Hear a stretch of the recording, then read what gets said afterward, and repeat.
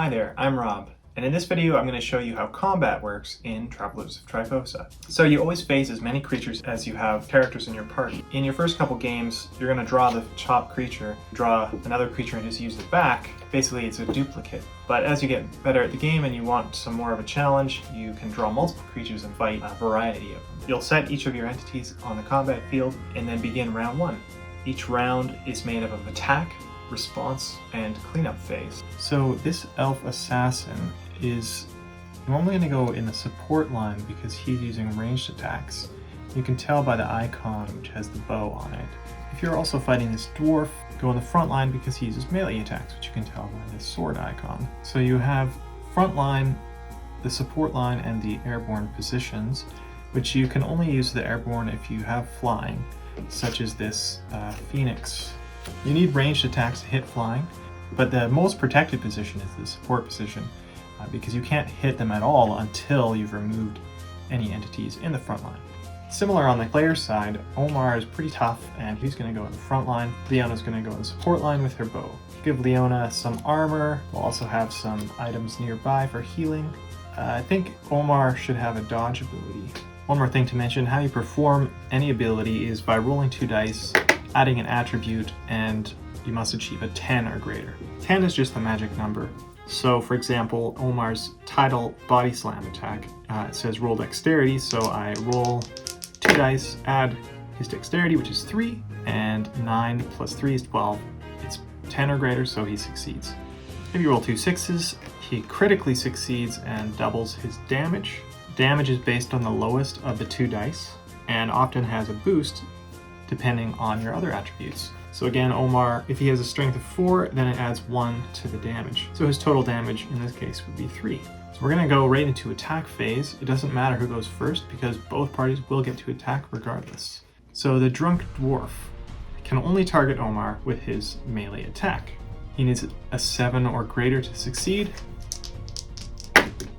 8 is a success, so he deals damage. His damage symbol shows a +2, so it's the lower dice, +2, so he deals 4 damage.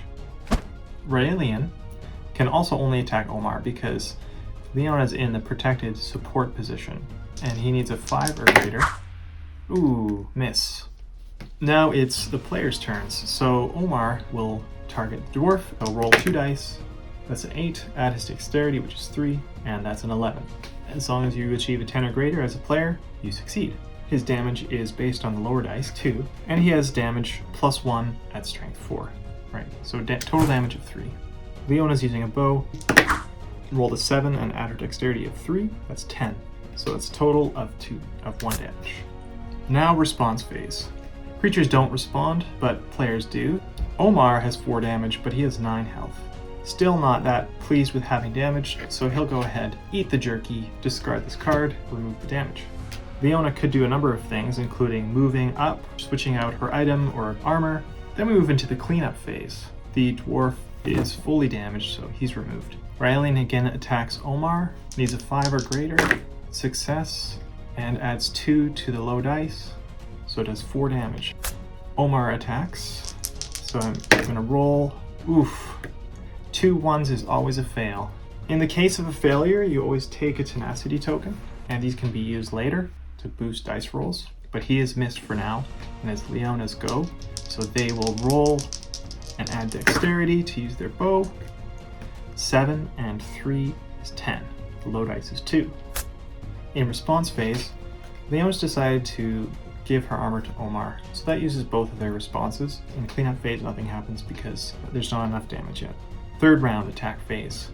Raelian needs a 5 or greater, success. Now the armor says -2 damage to all attacks. The total damage is the low dice +2, which is 4, reduced by 2 is back down to 2. So Omar is looking pretty damaged. Omar is going to try to attack, gets a 10 right off the bat, and the low dice is 4. He gets a +1 from his strength, so it deals 5 damage.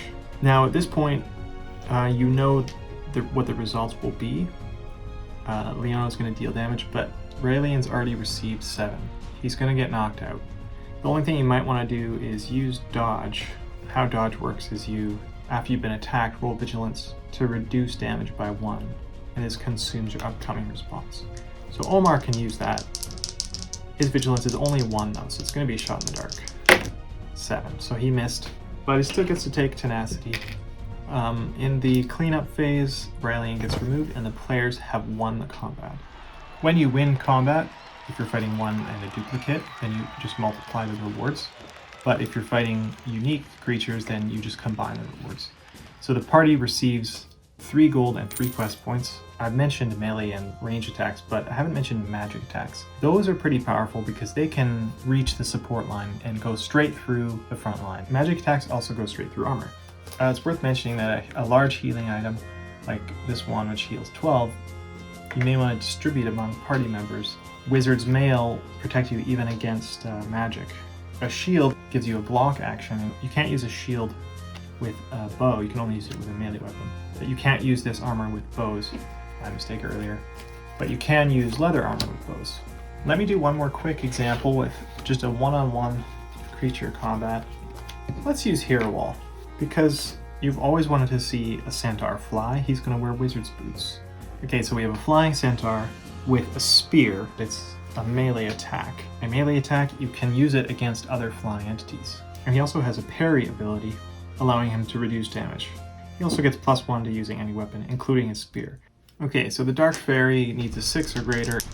She misses. Hero Wall will thrust his spear, roll 2 dice, add dexterity, and that's a miss. So when you miss, you can either take dexterity or use it. I'm going to go ahead and use the 2 that I have. You discard 2 to get a reroll. So let's reroll. 6, add his dexterity of 3, that's 9, and add his warrior ability, that's 10. The lower dice is 2, and he gets +1 at strength 4, which he has, so 3 damage. In response phase, he's not going to do anything. Attack phase, Dark Fairy succeeds, and the lower dice is 4. She adds 2, that's 6. Ouch. Hero Wall is going to respond with a parry, which is a dexterity roll. That's 7, and add dexterity of 3, that's 10, so he parried. That just reduces damage by 1.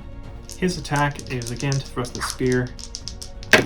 He succeeds. Lower dice is 4, and he gets +1 from his strength, so he does damage of 5. In response phase, Hero Wall has already used his parry. In cleanup phase, Dark Fairy is removed. You can imagine this going differently. He was already at 5 damage and only has 8 health, so he might not have made it in the next round. What happens if you're both removed in the same cleanup phase? When it's players versus creatures, a tie counts as a win for you. When it's players versus players, as in the Battle Royale, you have up to 3 parties facing each other. The winner of Battle Royale earns 3 quest point times the party size. That's 6 points. In a tie, the tied parties get the full reward. I hope that demonstrates how combat works in this game. Thanks for watching, and we'll see you in the next one.